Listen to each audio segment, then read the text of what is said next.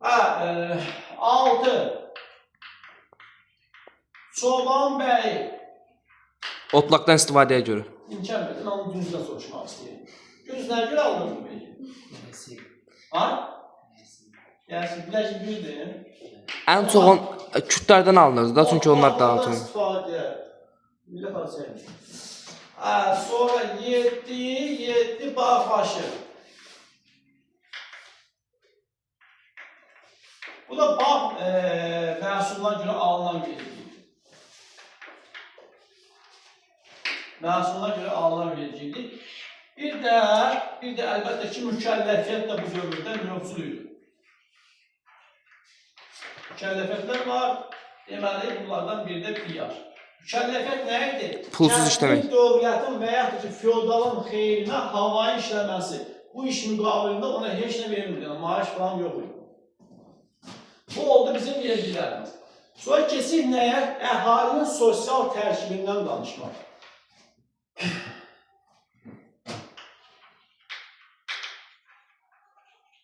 Sosial tərkib.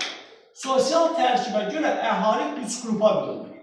Əhali, deməli, birinci hakim zümrələr, ikinci kəndlilər, üçüncü sənətkar və tacirlər. Amma iş orasıdır ki, bunlar da qruplaşırlar. Məsələn, hakim zümrə bir zümrədən ibarət bölünür, o zümrədən 3 zümrəyə bölünür.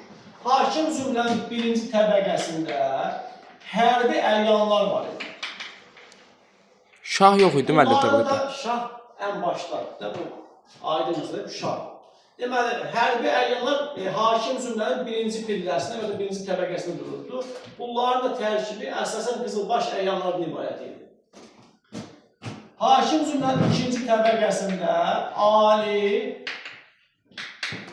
şiə ruhaniləri. Bunlara da sədr başçılıq edir. Üçüncü yerli əlyanlar və məmurlar. Xahiş edirəm, yadda saxlayın, bax, hakim zümrədə sıralama vacibdir. Məsələn, kəndli və sənətkar sıralaması vacib deyil orada. Amma hakim zümrənin sıralaması vacibdir. Sual düşür ki, hakim zümrənin birinci təbəqəsinə daxil edilər. Hərbi əlyanlar və ya ikinci təbəqəsinə daxil edirlər. Ali şiə ruhaniləri.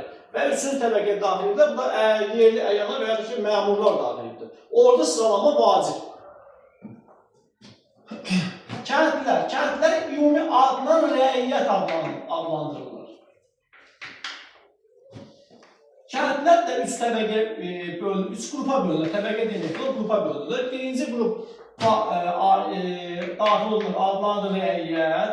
Rəiyyət nədir? Rəiyyətin əmək aləti, iş heyvanı, toxumu var. Yalnız nə yoxdur? Torpaq yoxdur.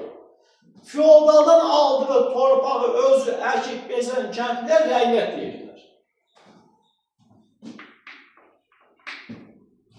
İkinci deməli qrupa daxildir rənsbərlər. Rənsbərin heç nəyi yoxdur. Yəni, əmək aləti, iş heyvanı, toxumu yoxdur.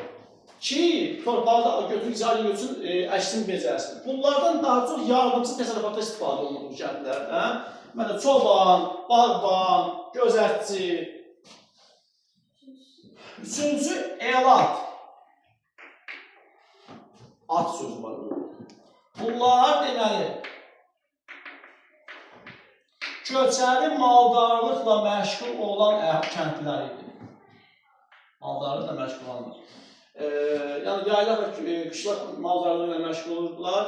Ordinasını təşkil etdiklərinə görə bunlar belki ya az ödürdülər və ya ümumiyyətlə ödəmirdilər. Niyə ümumiyyətlə ödəmirdilər? Məsəl üçün, biz bilirik ki, həmən dövrdə danışdığımız 7-ci əsrdə tank yox, top yox, təyyarə yox ki, hərbi əməliyyatlar bir gün, 2 gün içində həll olunsun, tutarsın geçsin. Hərbi səfərə çıxırdılar, bir neçə ay keçirdi. Gelib döyüş meydanına çatmaq, orada döyüşün baş verməsi, geri qayıtması, əkin, biçin işləri hamısı qutarıb, elatlar da haradaydılar? Müharibədə. Və bu adam müharibədə ola-ola, sən ya bundan vergi tələb edə bilirsən, asıl vergisini ver. Əlbəttə tələb edə bilməzsən. Ona görə də bunlar vergini ya az ödəyirlər, ya da ki, ümumiyyətlə ödəmirdilər.